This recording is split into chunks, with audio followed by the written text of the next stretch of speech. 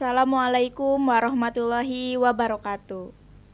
Halo sahabat opini, kembali lagi bersama saya Alisa Junior Paujan di Opini, obrolan pendidikan masa kini. Oke, sahabat opini, di sini saya akan menemani sahabat opini dengan menyuguhkan beberapa informasi menarik tentunya dengan nuansa Islami. Bagaimana kabarnya sahabat opini semua? Semoga selalu dilancarkan dalam ibadah puasanya. Amin ya robbal alamin. Oke sahabat opini, pada hari ini podcast opini akan menemani sahabat opini semua ke materi utama, yaitu bagaimana kita mengendalikan diri di era digital saat Ramadan. Nah Kak, bulan Ramadan adalah bulan waktu untuk lebih mendekatkan diri kepada Allah. Tidak hanya bermain media sosial saja, tetapi juga kita baiknya bulan Ramadan ini dipergunakan untuk melakukan hal-hal yang positif. Nah, apa saja tantangan yang dihadapi oleh para Gen Z terkait hal tersebut? Oke, jadi pertanyaan Kak Alisa adalah bagaimana media sosial itu mempengaruhi kualitas ibadah seseorang di bulan Ramadan gitu, dan juga apa saja tantangan yang dihadapi oleh para Gen Z dan juga kaum milenial terkait hal tersebut. Iya. Oke, memang ya media sosial itu memiliki dampak positif dan juga negatif terhadap kualitas ibadah kita di bulan Ramadan. Nah, di satu sisi media sosial itu dapat menjadi sarana untuk berbagi ilmu, ya, berbagi ilmu dan juga inspirasi spiritual seperti kajian agama, doa ataupun motivasi agama seperti itu. Namun juga selain memberikan dampak positif, ya, hal itu juga bisa memberikan dampak negatif. Nah, kenapa? Yaitu ketika seseorang sudah fokus kepada gadget, ya, terhadap media sosial, itu dapat mengalihkan perhatian, ya, mengalihkan perhatian dan juga merusak fokus kita terhadap ibadah, sehingga itu bisa mempengaruhi kualitas ibadah seseorang. Contohnya itu apa Kak? Contohnya ya, misalkan ini bulan Ramadan kan, Iya. kita itu waktunya dipakai untuk banyak scrolling sosial media. Jadi kayak waktu-waktu ibadah itu yang seharusnya dipakai misalkan tadarus, itu malah scrolling. Iya. Karena kan media sosial itu kan sifatnya kecenderungan, ya, bikin kita kecanduan gitu. Nah, makanya dampak negatifnya yaitu ketika seseorang sudah candu gitu, sudah kecenderungan dengan media sosial, maka dia akan kehilangan fokus untuk beribadah, sehingga nanti kualitas ibadahnya itu akan menurun, seperti itu. Nah, kemudian yang selanjutnya adalah pertanyaan dari Kak Alisa itu adalah apa saja sih ya tantangan yang dihadapi oleh generasi milenial dan juga Gen Z, ya Kak, terkait hal tersebut. Oke, seperti yang sudah saya sebutkan tadi, bahwasanya tantangan yang utama adalah bahwa gadget itu sifatnya tuh kecenderungan, Kak, ya. Jadi tantangan utama itu adalah kecenderungan untuk terus terhubung dengan perangkat digital. Misalnya ketika kita bangun tidur, yang pertama kali dipegang itu biasanya handphone, Iya. gitu ya.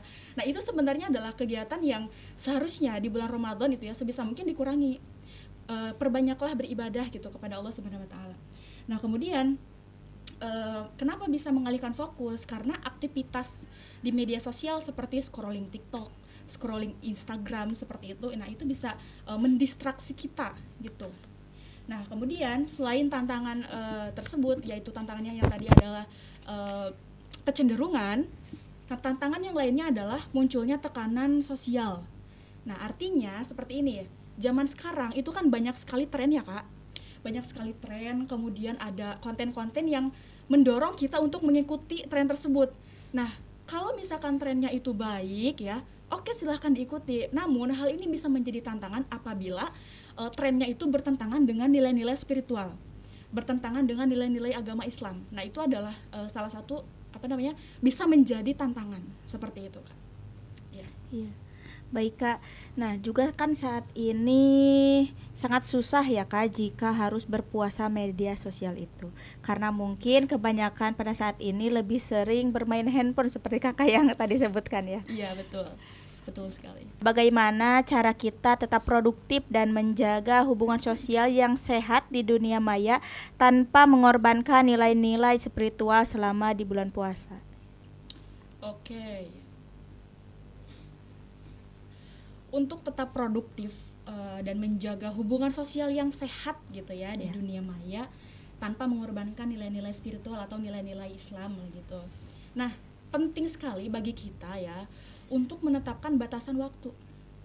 Ya. Batasan waktu dalam menggunakan media sosial. Sebagai contoh ya, kita bisa membuat to-do list. Kak Alisa tahu nggak to-do list? Apa Kak? To-do list itu jadi seperti jadwal harian kita. Jadi kita membuat jadwal harian, yaitu ini adalah salah satu alternatif yang bisa dilakukan ya teman-teman semuanya. Bahwasannya kita bisa melakukan to-do list, membuat jadwal yang terstruktur di jam-jam produktif supaya waktu yang kita habiskan itu tidak sia-sia. Itu salah satunya ya.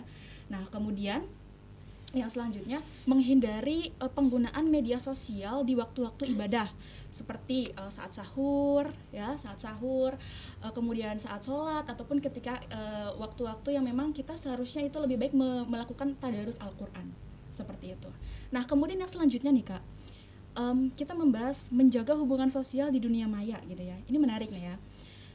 Memang menjaga hubungan sosial itu tidak hanya di dunia nyata, tapi di dunia maya juga ada banyak sekali cara yang positif supaya hubungan kita dengan orang lain itu baik-baik saja gitu ya. Nah, salah satu cara yang bisa dilakukan adalah seperti menjaga lisan dan juga perkataan kita. Ya, apalagi ini di bulan Ramadan gitu ya. Nah, dalam Al-Qur'an itu dijelaskan pada surat Al-Isra ayat 53 yang berbunyi, "Dan katakanlah kepada hamba-hambaku, hendaklah mereka mengucapkan perkataan yang lebih baik. Sesungguhnya setan itu menanamkan perselisihan di antara mereka. Sesungguhnya setan itu adalah musuh yang nyata bagi manusia." Nah, dalil ini mengajarkan pentingnya kita untuk menjaga lisan, teman-teman. Menjaga lisan dan perkataan yang baik. Dalam dunia maya, ini berarti berbicara atau berinteraksi dengan penuh etika dan menghargai. Seperti itu.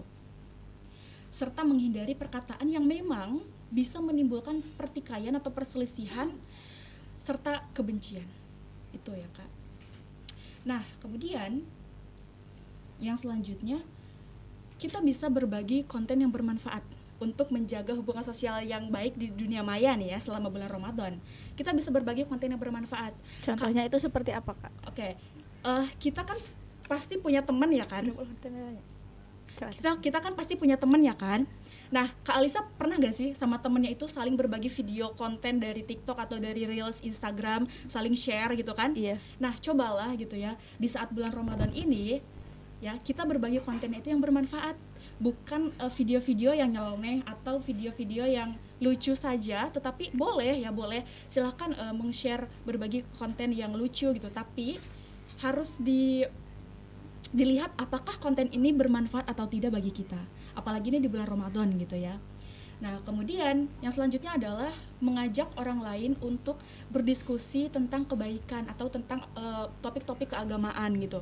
Nah, misalnya seperti ini kan bulan Ramadan gitu ya, kita kan pasti di Indonesia itu kan banyak sekali ada yang disebut dengan tradisi ngabuburit ya kan, yaitu menunggu waktu azan maghrib bisa kita lakukan dengan berburu takjil ya kan, ataupun bisa dengan jalan-jalan gitu. Nah, cobalah gitu ya di bulan Ramadan ini kita berdiskusi dengan teman gitu ya sambil menunggu azan maghrib, itu berdiskusi hal-hal yang positif gitu, berbicara tentang keagamaan atau ngaji bareng ya, itu adalah salah satu cara supaya hubungan kita dengan orang lain atau hubungan sosial kita itu bisa terjaga ya, hubungan sosial kita terjaga tanpa mengorbankan nilai-nilai spiritual gitu, tanpa mengorbankan nilai-nilai Islam, seperti itu Kak.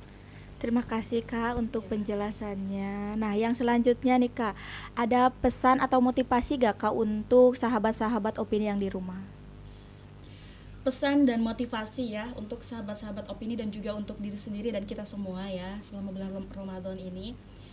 Perbanyaklah tadarus, perbanyaklah berbuat amal kebaikan ya, apalagi memang media sosial itu adalah hal yang tidak pernah lepas dari kehidupan kita sehari-hari, selalu berdampingan ya. Maka gunakanlah media sosial dengan bijak, lebih selektiflah dalam mengkonsumsi konten-konten selama kita menggunakan media sosial, seperti itu. Barangkali itu saja cukup. Baik, terima kasih Kak untuk waktunya telah menyempatkan hadir pada podcast kali ini. Terima kasih juga sudah sharing ilmu bersama kami. Semoga ilmunya bermanfaat bagi kita, umumnya bagi sahabat-sahabat opini yang di rumah. Oke, sahabat opini, itu tadi mungkin akhir dari perbincangan kita. Banyak sekali ilmu yang kita dapatkan. Semoga kita bisa mengamalkannya di kehidupan kita sehari-hari. Nah, pantengin terus YouTube channel kami Setitnu Alparabi Pangandaran dan jangan lupa like, comment, and subscribe. Saya Alisa Junior Paujan dan narasumber kita Kak Siti Aisyah pamit undur diri. Assalamualaikum warahmatullahi wabarakatuh.